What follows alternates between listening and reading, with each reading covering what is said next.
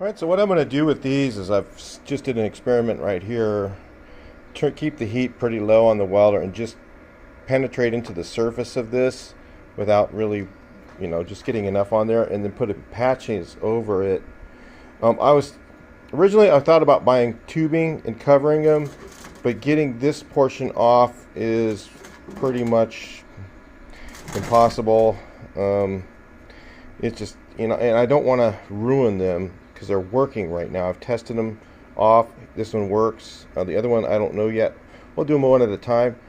So what I'm going to do is just take sheet metal and cover them up like that, and then I'm going to go ahead and use some I'm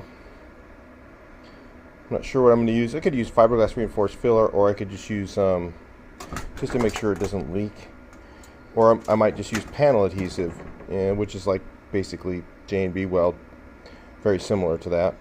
But so I've already treated this, so the rest is pretty well dead. Then I'm just grinding it down and then cleaning them up. I'll let you take a look at it in a second. I'll show you what the patch looks like. So I start out with a piece like this here, and then I'm going to figure kind of about right there, I think, and then I'm just looking at this straight. I'll just kind of go like that, and then just bend it. What I do is just weld it on there and then just hammer it flat. It works pretty good. But I won't get it perfectly bent to the right position. I'm just going to cut this out.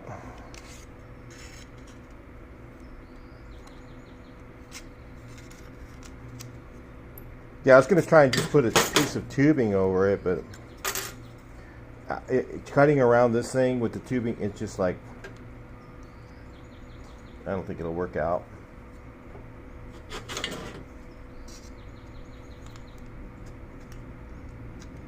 Just be really hard to do too, and I don't know if it's going to seal it as well. I need them to be sealed so the water doesn't do more damage to inside. So that's the main thing. It's weird. Let's get a little bit of an angle. Let's try it. See what happens. And then I'll just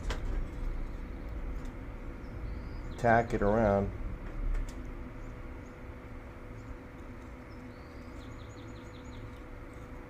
Could cut that at an angle too, if I cut it like this. Give me more room to weld and grind. It's pretty tight into this corner though. I think I'll just fill that with some. I don't want to get too much panel adhesive inside here. That's why I'm putting these patches on. So anyway, I'll clean this up, the grinder, and then let's take a quick look at it.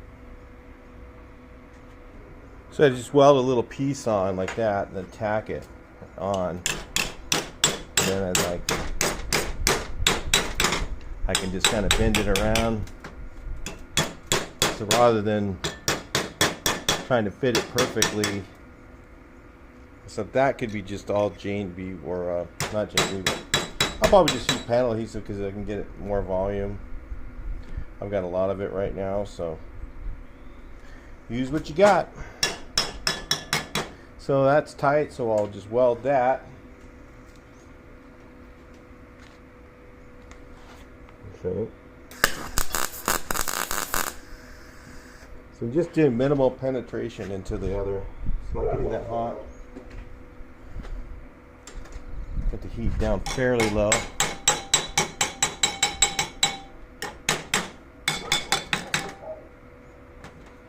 I should get some vice grips to kind of hold that down a little better. That sort of thing. I got to run right now. I'll bring you back in when I get back. Gotta make a dump load. Gotta do my normal life stuff. Bring you guys back in a little bit.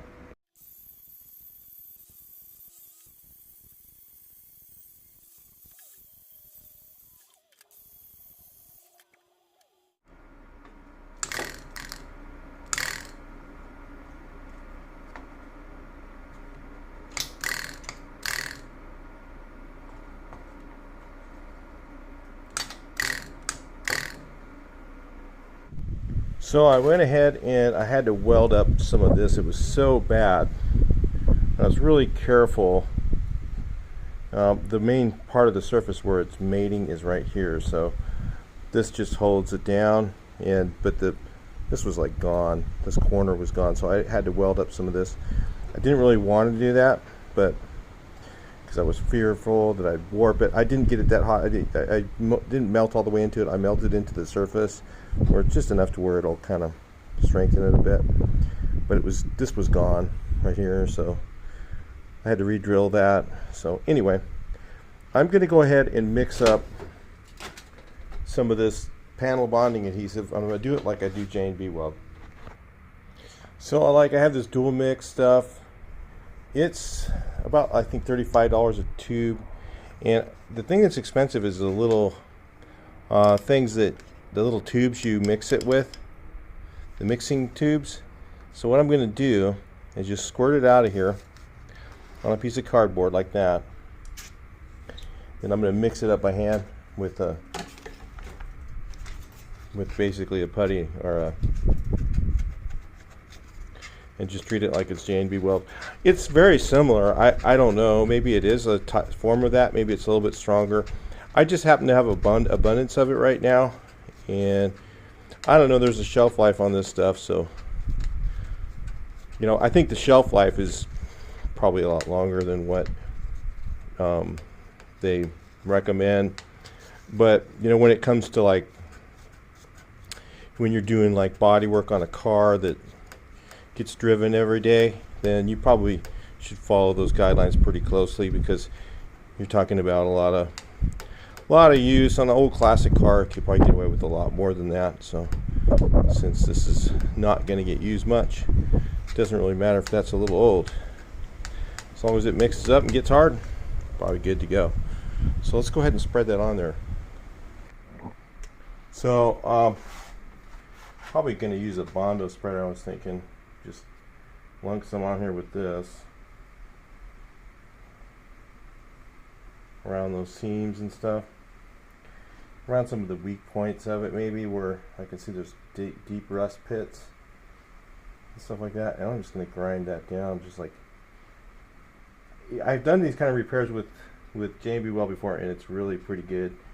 So I'm going to assume this is going to be about the same. Looks similar, smells almost the same. Probably got the same components in it, just a little bit different. I think it's a little bit stronger, probably better quality. It's like super J&B weld. So anyway, that's what I'm gonna do here. Got plenty of time. I can play with this stuff forever. It's not like J&B weld where the J&B quick or something like that where you sets up pretty quick. This stuff goes for a while. But I'm going to use the Bondo spreader to do the final here to get it to look pretty smooth. This stuff kind of smooths out. It pretty much smooths out. Might run,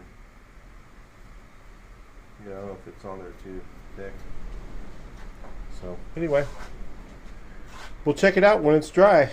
Be another day or so, about 24 hours for it to really get hard.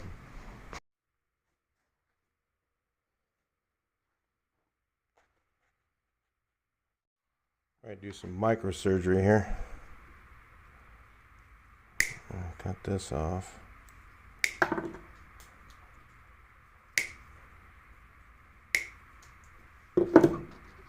Slide some shrink tube over it.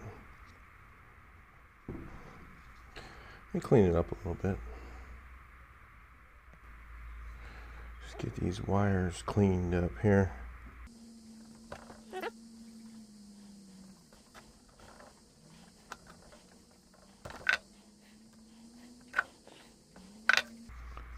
Slide some of this stuff over it.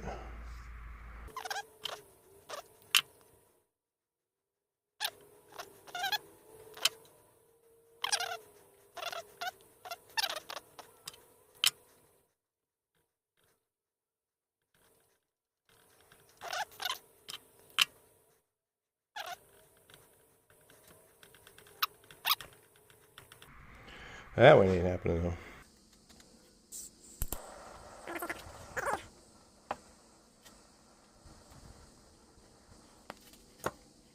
Well, let's test it out. How it works. Great.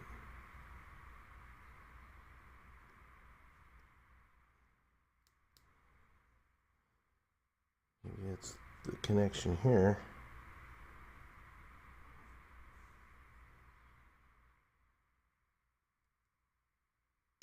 Yeah. Thank goodness. All right. Do it again.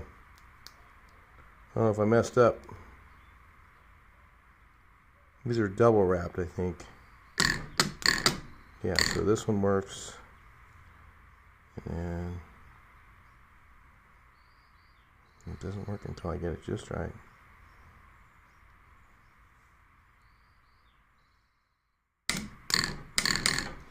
Okay, still working. We're winning. Let's cut this out, I guess. Right there, I guess.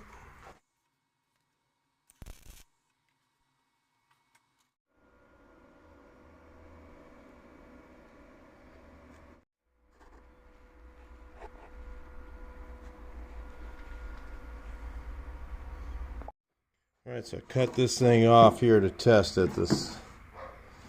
Let's see if we got both of these things work. So that's the down.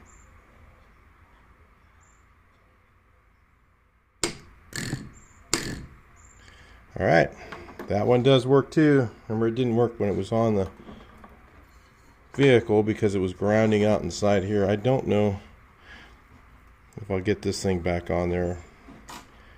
There's no way to mount it. It looks like it had a bolt. It's like this one has the biggest rust hole in it. We're just gonna patch them up. And what else I can do? I can't really slide a pipe over again because then I gotta cut out right here and then have to have a big slit in it anyway, so then I gotta patch that. So it's like just patch up the hole so they don't get water inside these coils and roll with it. Alright, so it coated it all with this stuff here. That's what it looks like after that's done. And then I sand it. It just sands with, you can use a grinder or sand. So I think I'm going to restore this thing here. I'll show you. These little buttons come off, and then there's a boot that goes over here. See if I can find them somewhere. I don't know. I'll look for them. I'll put new boots on here and then just unscrew these buttons, and I can just coat this thing with J&B weld. And then, or with panel adhesive, I'll just sand it down.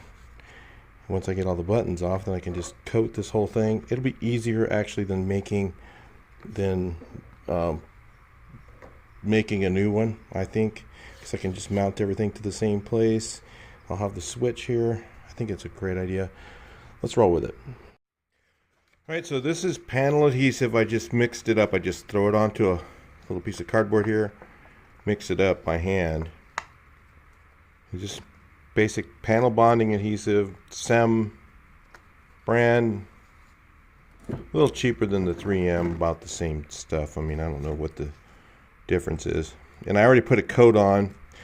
You see, it's kind of like J&B weld.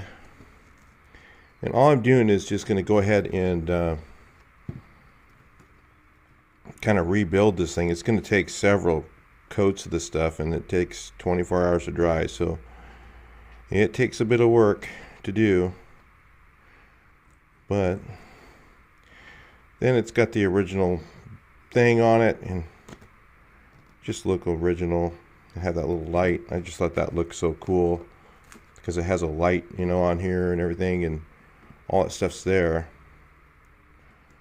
So I'll just put a coat over this whole thing because it's just, this stuff is so decrepit, you know. This will kind of hold it all together. It's just so decrepit that you could just, if I just drop this thing, it'll probably just shatter. So, but I think once I put this on here and I sand it, I'll put it on here, sand it, actually paint it black. You can paint this stuff. Basically, it's basically, you know, glorified better than J&B weld. Obviously, it's stronger version of it. Let's coat this thing up. Even this crack, kind of ground that, you know, so it's rough, and I'm just going to shove some in there, and once this dries, it'll just bond all that together. I already did the other side. I had to do that with some vice grips on it. So anyway, it's going to be a long process to get through this part. You can actually drill through this stuff, everything. It's like pretty strong. Like I said, it's very much like J&B weld. It's, I don't know, but it's probably a lot better. Then I'll have this little light on here. This goes right in the middle right here. So it'll look, so the control panel will be original. That's the whole idea. All right, let me get on it. Keep my hands from getting too much of this stuff on it, and I'll bring you guys back in a little bit later.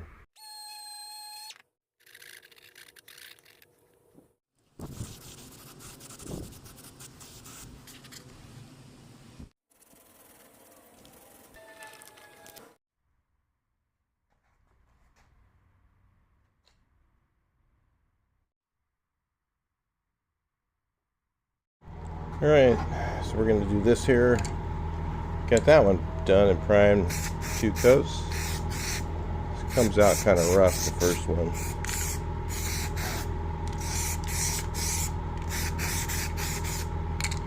That's just using, all I did with this thing to restore the plastic was use the panel adhesive on it. Yeah, I mixed it up here on this thing, sprayed it on there, and then ran a primer on it like once, checked it out, and then just put some glazing filler over that, made it look better, and that's what it turns out like. Prime this and then go ahead and sand it, paint it. That's what I'm doing. Probably use the same method on the steering wheel if you were just trying to do a restore on it. I've done them before with just this other putty, but this stuff would work probably better, probably last a little longer. Wouldn't crack as easy. Huh, that looks pretty good. You gotta paint it black still, but if you know what happened, the plastic was just decrepit, and the surface of it was just rotten. And then when I grind it down a little bit and then just put a coat of that over it, it helps to kind of strengthen it back up. And then that layer, along with whatever remaining plastic is there, kind of builds up to something that's strong enough to work with. So yeah, it works all right.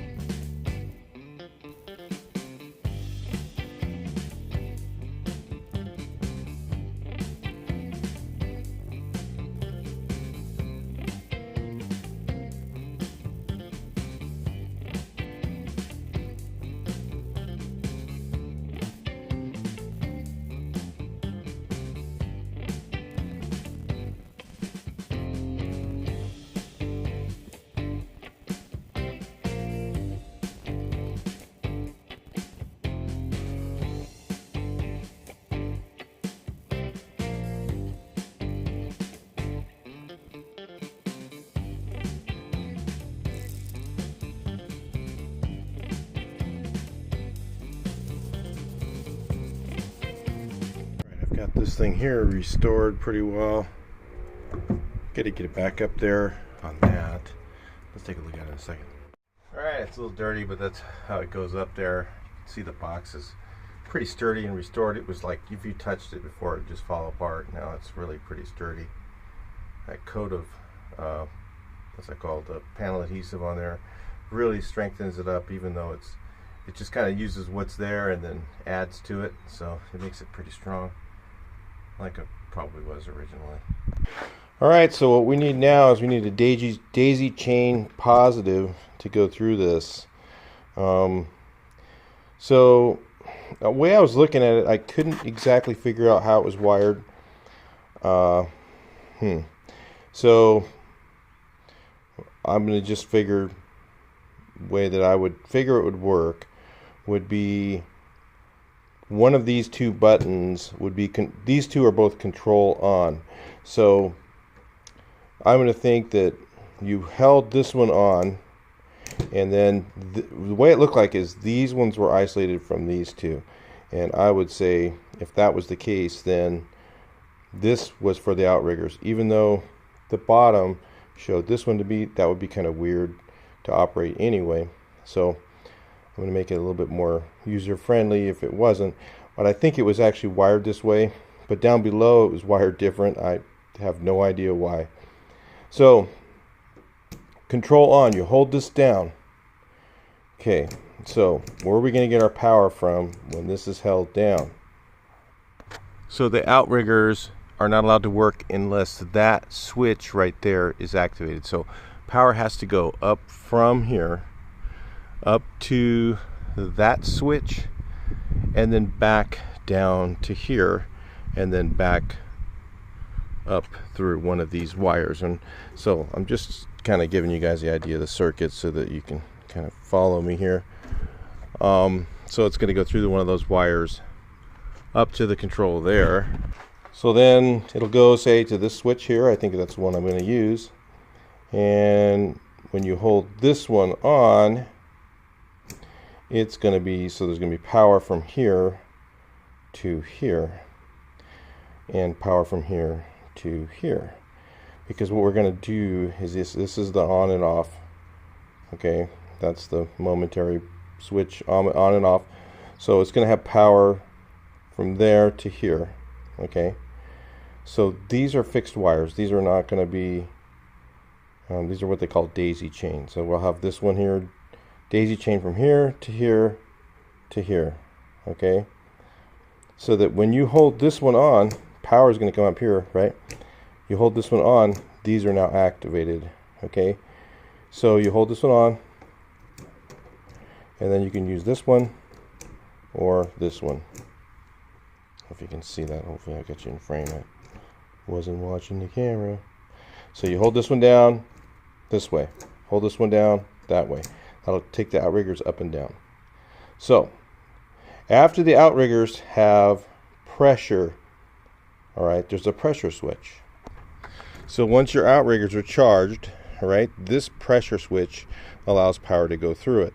So another power wire will go from in the box here to this switch, to one side of this switch, and then when your outriggers are down, this side of it will be hot, right? Because it'll go through that, go back up through here, okay, inside the box. It's going to go up the lines there, all the way over to the control panel, to this side of this switch. So this one will be the control on. So when you hold this one down, this will take the boom up or down or clockwise or counterclockwise. All right, counterclockwise, but you have to hold this one down. So we need a daisy chain from this one to this one to this one, around here to this one to that one, and that's kind of how it was wired before. So from what I could tell, that's how it was wired. So it was something like that. I didn't follow the whole circuit. It was too jacked up. So the other thing is there's this light here, and it actually has a 12-volt bulb in it, which is kind of weird. Everything else on the lift was supposed to be 6 volts, right? That had a 12-volt bulb. I don't know why. So what, it could have been just to be dim, I don't know. but it's 12 volt. I looked at it. So I think what happens too is when the lift is charged, when I got this thing down. Now remember, nothing on this area can be a common ground. We have to use positives to go through everything, because this is an isolated, insulated boom, and there shouldn't be anything here that's grounded, because if it's grounded, then then it defeats the purpose of it being insulated. So this one, okay. So also when the outriggers are down all the way, I think what happens is this light comes on. So we bring our outriggers down, outriggers are down, right? The thing's charged. Now that there's power to this side, there's also going to be power to this bulb. But then this thing needs to be grounded, so it has to go from here off into its ground. I'm not sure how I'm going to wire that. That's going to be a little interesting. But we know we need a daisy chain from here to there too. So we need a daisy chain from here to here to here to here to here to one side of each one of those switches. So that's how the circuit works. All right. Hopefully you guys can follow that. It's actually pretty simple. Seems complicated to some people, but it's actually just very, very simple circuit. It doesn't need to be drawn or anything like that. It's just, these are main power here. When you activate these, only one of them at a time is going to be activated. So that's the other thing, is that this one will be dead when this one's hot, because that pressure switch will not be activated until the outriggers are down. And then once you lift, you do this right here. So this is up, right? Once we hold this one down and we go up a little bit, outriggers aren't going to work. You could push this button all you want and it's not going to work, because that perch switch is up. So that's the circuit. That's how it worked. I know that's how it was working. I don't know if that was exact buttons, but that's how we're doing it. Alright, so when you're daisy chaining, if you notice here, I just did, let's get you guys up a little closer, maybe even closer. So you can see here, I strip out a little area of the wire. Now it's best to use a solid wire when you're daisy chaining. So I found some remnant wire I had laying around. I think it may have came with the bucket truck, but I've got this nice solid stuff. It's like a thermostat wire. It doesn't need to be very big, because I'm running those circuit. I'm using the what are they called, relays. So it's going to be just very small wires. We're going to need just enough to complete the circuit, and that's it. There's going to be almost no load on those things, less than 3 amps, I'm sure. So it's really not going to need much wire. So that's what we're doing there. So I got that one done. Now I just got to do this daisy chain from here. I'm not filming it because it's just tedious. It's just slow going. So I got to go from here to one side of each one of these switches. So that'll be the power for those. All right, get that one done. All right, so now if you kind of follow the circuit, you can see if you push, so you got power to this side right here, right? So if I push this, now there's power going through this, and it powers this one, this one, this one, and this one through the daisy chain. So you can see that's how that is. You use solid wire, just daisy chain it around. They call it a daisy chain because normally, I mean, a lot of things, I mean, especially in the sign business, you see like big loops of daisy chain going all the way around the wires, and they don't like that. But this is still the same thing. They call it still the same thing with this stuff too. So, and then this one here, the same thing. You push this down, so now power's here, right? So you push this down, now power goes through that switch, and there's power here, here, all three of these power with this one.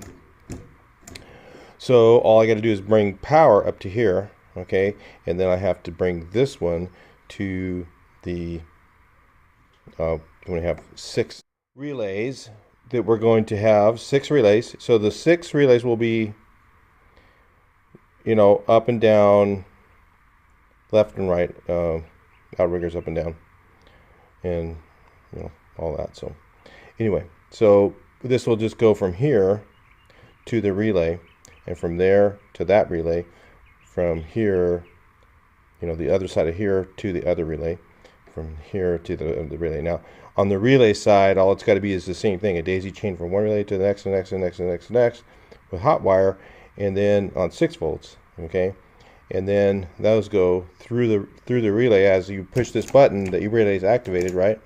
And then what it'll do is it'll bring power, 6-volt power, to each one of these.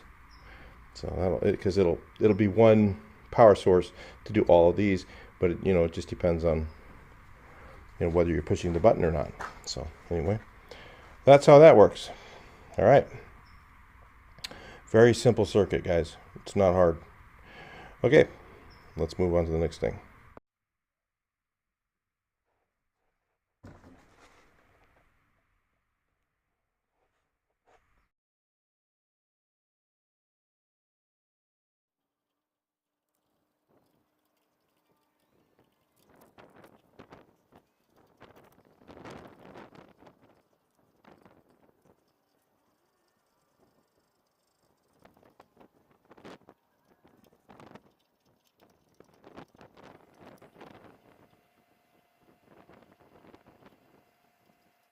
Alright guys, the question is, will this thing work? Alright, let's talk about first impressions. No, let's say predictions. My predictions are, I have no idea. This may work, it may not work. I know that the pump kind of makes fluid flow. I don't know if it builds pressure or not. Let's talk about how this thing works. I already hooked it up and made a mess here, if you can see the fluid running around. But anyway, what it does is it is a constant running pump. The pump runs all the time, even when you're driving it, and then there's a valve that you turn off inside, and then it just bypasses and just goes, the fluid just goes around in a circle, and it's, I guess there's no real, it doesn't feel like there's any resistance at all on that, so I can't tell any difference with the belt on or off. But it'd be a real drag to burn up the pump just because the belt was on. I think I'm going to take it off when I go on long trips for sure. I think they just never drove it that far. That was the whole thing. It just stayed in the city and drove a couple of kilometers a day. So what happens is it goes through the pressure line. I'm going to leave this one on here for now. This one looked in pretty good shape. It looks like it's been replaced, and it looked pretty good. So I'm going to leave it there for now. What it does is when you connect it, then there's this pressure release valve. So what it does is it has a static pressure. I don't know what the static pressure is. Maybe it's 600,000, whatever, 2,000 pounds. I don't know. But what happens is when it reaches that pressure, then it starts to bypass with this valve. So there's one right here, and there's one right here. So this one is on, I figured it out a little while ago. I'm going to come back to this, and I got to make sure I hook up the right things. I don't know if I've hooked it up right. That's the other thing. I don't know. These ones here, I'm guessing that this one is the pressure one. Okay, that it's hooked up before the little valve. Okay, this one goes to there to before the valve, and then I think that one is the return to make it go down. And then the other one is the overflow. I really don't know. So we will find that one out. Ought to be interesting, especially if I get it charged and I can't take the weight out of it, and I've got to loosen that thing while it's pressurized.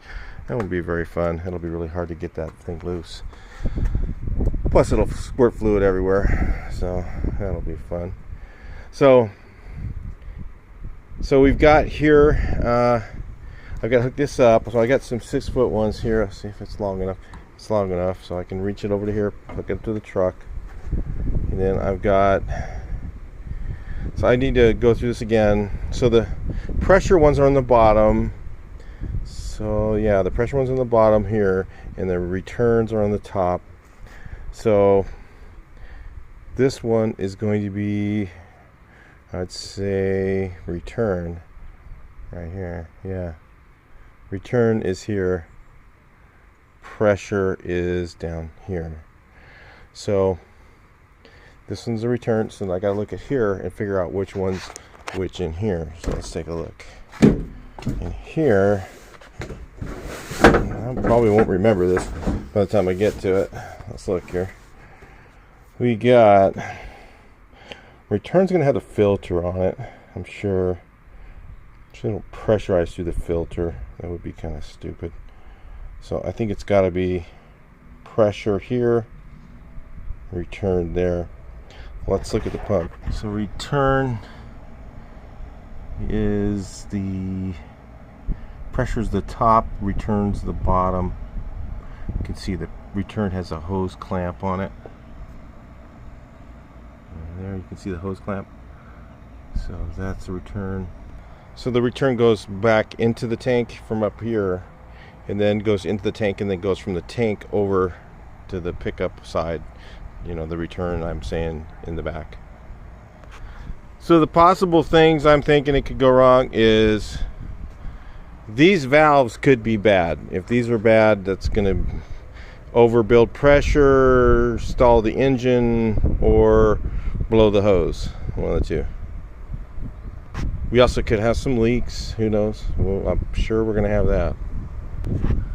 Alright, so let's just do it. I'll hook it up and bring you back in.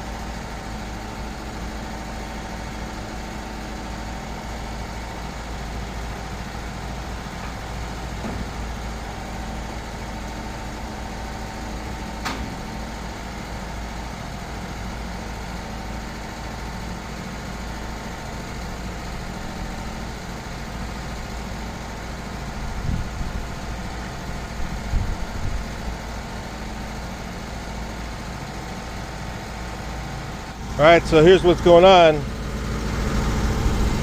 We got just a slight leak here, and it's coming out of a crack right here, looks like. So that ought to be kind of fun to fix, huh? I think I can just weld that up.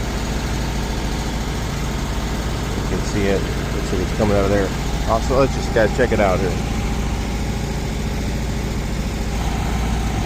Okay, so it's going up. You can see the fluid just running out of there. But it goes up. Got 3 rams working. The other ones, I think it's gonna just got air in the lines. It's got to work it a few times. I still want to tip this thing over because it's heavy. So then I put on the other one to go down, and you can just see the fluid running out of there.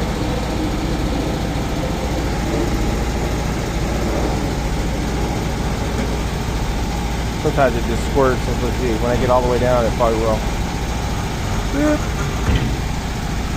And you can actually hear the thing start to strain, so I know it's working. I got the throttle up a little bit here. That's the way it's supposed to work, right?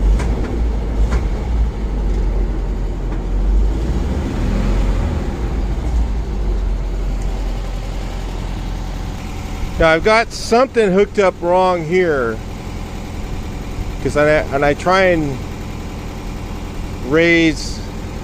I don't want to do the one there where it goes this way, because that would be a disaster. It would probably tip the thing right over. But this one here,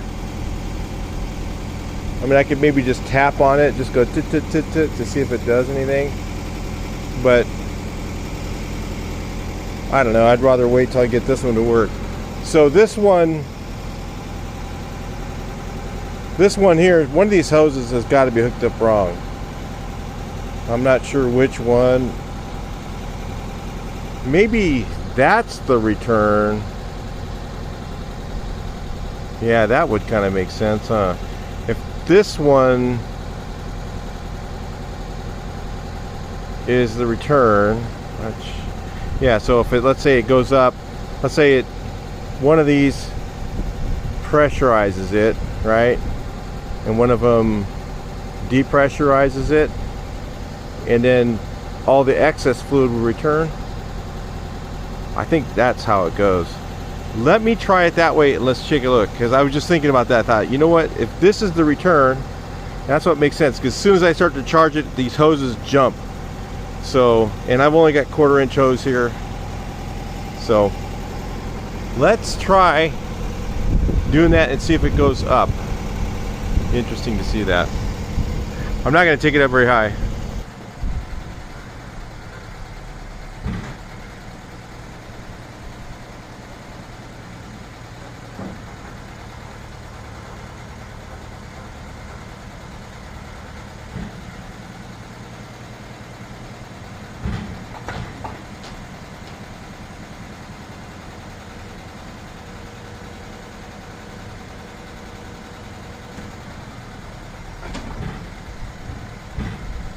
Wow, did you guys see that?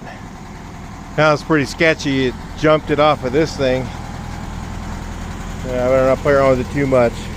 At least I know that this valve needs some love, and this is the one that operates the up and down.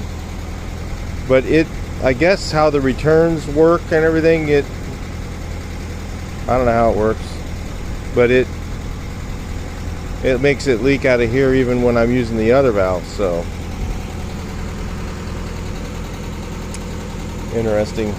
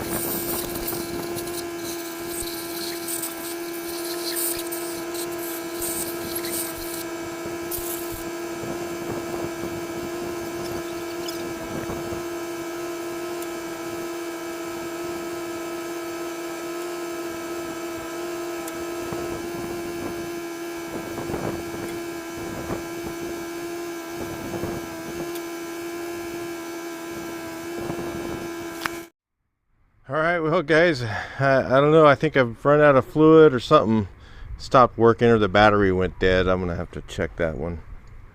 This little battery may have just died. Seems like it's not powering up much. It's not clicking.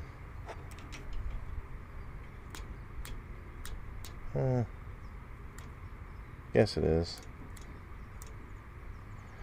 Yeah.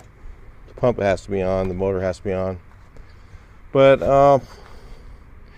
yeah, and I got that one's not wanting to go down, so I think actually that one, if I remember right, that one was like wanting to go, just slid down as I was working on something, I think. So that one should be working, but it's just got, usually with hydraulics you just run them up and down a bunch of times and that gets the air out of them. Usually you don't have to bleed them like brakes or anything like that. All my hydraulic stuff I've done that way. And the one, I can't take them up very high right now because I don't want to.